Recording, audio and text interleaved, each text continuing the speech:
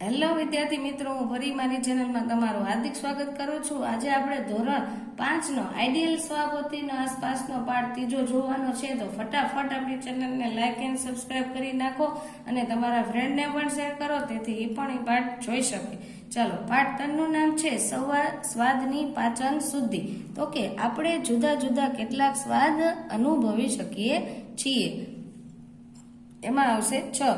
તો કે સંચારમાંથી કયો રસ અનુભવાય છે? તો કે ખારો. નીચેનામાંથી કઈ વસ્તુ જોયા વગર ચાખીને ઓળખી શકાય છે? તો કે જલેબી. નીચેનામાંથી કઈ વસ્તુ ચાવ્યા પછી તેનો સ્વાદ જાણી શકાય છે? તો કે વરિયાળી. કોફીનો સ્વાદ કેવો હોય છે? તો કે કડવો. ખારો અને ખાટો સ્વાદ જીભના કયા ભાગમાં વધુ અનુભવી શકાય છે? ડાબી જમણી બાજુ. હવે છે, નીચેનામાંથી કઈ વસ્તુ ખાવાથી મોઢામાંથી સિસકારો નીકળે છે? તો કે મરચું. નાના આંતરડામાં નહીં પચેલો ખોરાક ક્યાં જાય છે? તો કે મોટા આંતરડામાં. મોંમાં શેનું પાચન થાય છે? તો કે સ્ટાર્ચનું. ગ્લુકોઝનો સ્વાદ કેવો હોય છે? તો કે ગળ્યો. ડોક્ટર બ્યુમોન્ટે માર્ટિનના પેટ પર અલગ અલગ પ્રયોગો કરવામાં અલગ અલગ કેટલો સમય વિતાવ્યો છે? તો કે 9 વર્ષનો. જ્યાં ઘણા અનાજનો સંગ્રહ થાય છે તે જગ્યાને શું કહે છે? તો કે વખા. ગોમતી ખાલી જગ્યા રાજ્યની વતની છે? તો કે ઓરિસ્સા. હવે નીચે તમને એની ખાલી જગ્યા પણ આપેલી છે. આંબળા ખાલી જગ્યા સ્વાદ ધરાવે છે? તો કે ખાટો. હવે બીજી ખાલી જગ્યા છે, અજમો ખાલી જગ્યા સ્વાદ ધરાવે છે? તો કે તીખો. લસણને આપણે તેની ખાલી જગ્યા વડે પણ ઓળખી કાઢીએ છીએ? તો કે ગંધ. જીભને ખાલી જગ્યા ઇન્દ્રિય કહે છે? તો કે સ્વાદ. જીભનો ખાલી જગ્યા ભાગ ગળ્યો સ્વાદ ઝડપથી પારખે છે? તો કે આગળનો.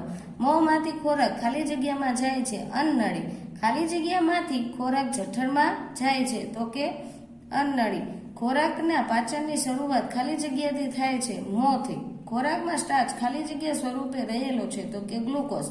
આપણા પેટનું તાપમાન આશરે ખાલી જગ્યા સેલ્સિયસ હોય છે? તો કે 30. જ્યારે આપણે ખાલી જગ્યા હોઈએ ત્યારે ખોરાકનું પાચન સરખું થતું નથી? તો કે દુઃખી. આપણા જઠરમાં રહેલ પાચક રસ ખાલી જગ્યા હોય છે? એસિડિક. ડોક્ટર ઋત્વાએ રશ્મિ અને જયેશ બંને માટે ખાલી જગ્યા ઇલાજ સૂચવ્યો? તો કે સમતોલ આહાર. યોગ્ય આહાર મેળવવો એ દરેક બાળકનો ખાલી જગ્યા છે? તો કે હક. કાલહાંડી જિલ્લાના મોટા ભાગના વિસ્તારોમાં ખાલી જગ્યા પાકે છે? તો કે ડાંગર. હવે નીચે બાળના ખરા ખોટા આપેલા છે.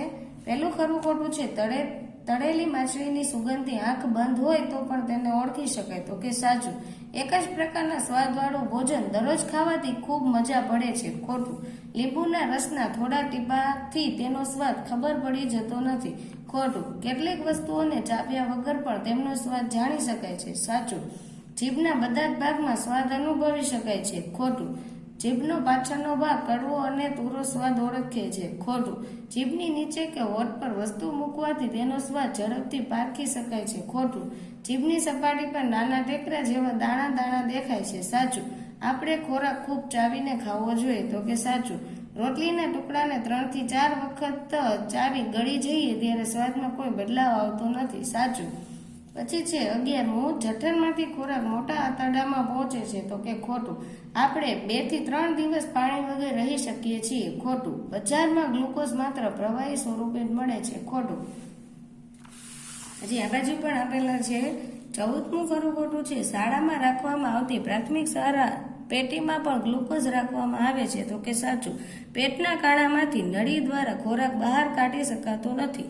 તો કે ખોટું. ડોક્ટર બ્યુમોન્ટના તારણ મુજબ આપણા માનસિક સ્વાસ્થ્યની અસર પાચન પર થાય છે? સાચું. આપણું પેટ ખોરાક પચાવવા માટે તેને વલોવે છે? તો કે સાચું.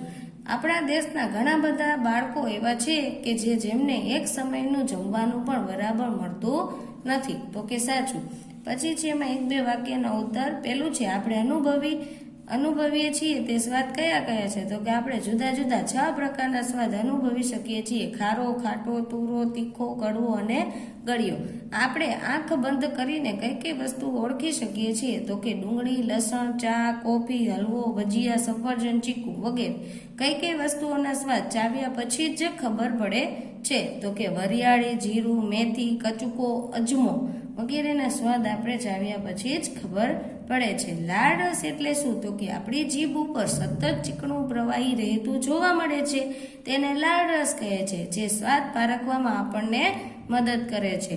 આપણા મોંમાં લાળ રસ શું કામ કરે છે? તો કે આપણા મોંમાં લાળ રસ સ્વાદ ઇન્દ્રિયને પારખવામાં મદદ કરે છે તથા ખોરાકને પોચો બનાવે અને સ્ટાર્ચના પાચનમાં મદદ કરે છે. ચોથો અને પાંચમો પ્રશ્ન રહ્યો ને વિદ્યાર્થી પરીક્ષા માટે મોસ્ટ ટાઈમ પ્રશ્ન છે, ખાસ કરીને તમારે પાકો કરી લેવો. પછી છઠ્ઠો પ્રશ્ન છે, પાચન ક્રિયામાં ભાગ લેતા અવયવોના નામ. તો કે મોં, અન્નળી, જઠર, મોટું આંતરડું, નાનું આંતરડું વગેરે અવયવ પાચન ક્રિયાના ભાગ છે. સાતમું છે, ઝાડા ઉલટી થાય ત્યારે દર્દીને કયું પ્રવાહી આપવું હિતાવહ છે? તો કે ખાંડ અને મીઠાનું પાણી આપવું હિતાવહ છે. ઝાડા ઉલટી થવાથી વ્યક્તિ શા માટે નબળો પડી જાય છે? તો કે ઝાડા ઉલટી થાય ત્યારે વ્યક્તિના શરીરમાં પાણી અને ક્ષારોનું પ્રમાણ ઘટતું જાય છે. આપણા શરીરમાં 65% પાણી રહેલું છે, તે ઘટી જતાં શરીર નબળું પડી જાય છે. નવમું છે, આપણે એસિડિટી ક્યારે થાય છે? તો કે જ્યારે આપણે સરખી રીતે જમ્યા ન હોય અને ખોરાક બરોબર પચ્યો ન હોય ત્યારે એસિડિટી થાય છે. યોગ્ય ખોરાક કોને કહેવાય? જે ખોરાકમાં આપણા શરીર માટે જરૂરી બધા જ પોષક તત્વો જેવા કે પ્રોટીન, ચરબી, વિટામિન, સારો સ્ટાર્ચ એને કાર્બોહાઈડ્રેશન વગેરે મળી રહેતા હોય તેવા ખોરાકને સારો ખોરાક કહે છે.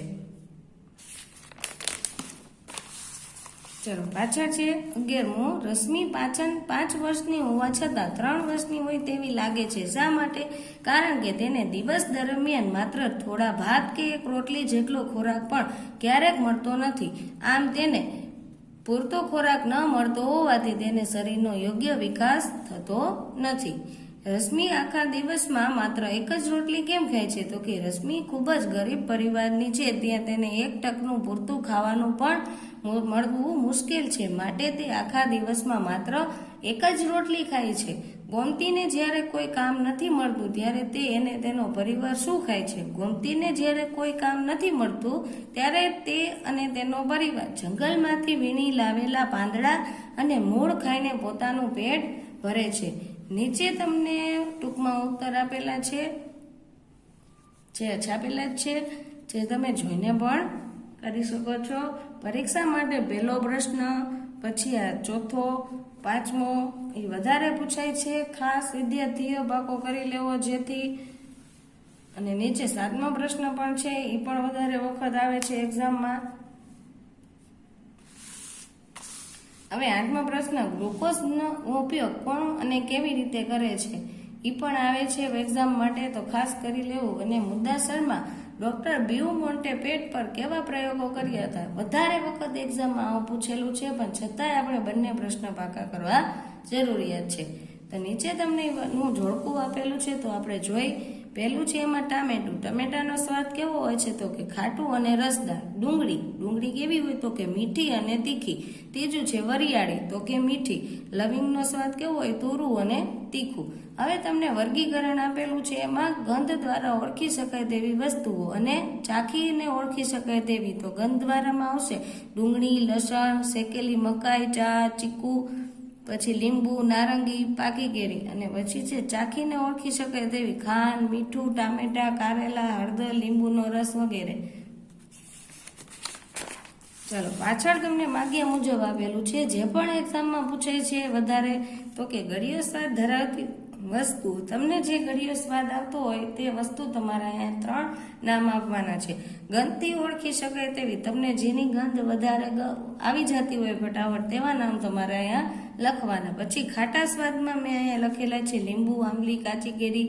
જો તમને બીજા કોઈ આવડતા હોય તો તમે તે પણ લખી શકો છો. પછી છે તીખો સ્વાદ ધરાવતી વસ્તુઓ, તો કે મરચું, લવિંગ, અજમો. પછી કડવામાં મેં લખેલું છે કારેલા, મેથી અને કોફી. તો આ વિડીયોને આપણે અહીંયા વિરામ આપશું, અને આગળના પાર્ટ જોવા માટે તમારે ફરજિયાત મારી ચેનલ સાથે જોડાવવું પડશે. તો ફરજિયાત લાઇક એન્ડ સબસ્ક્રાઈબ કરી નાખો, જેથી મારા ચેનલમાં તમને દરેક ધોરણના વિડીયો જોવા મળે.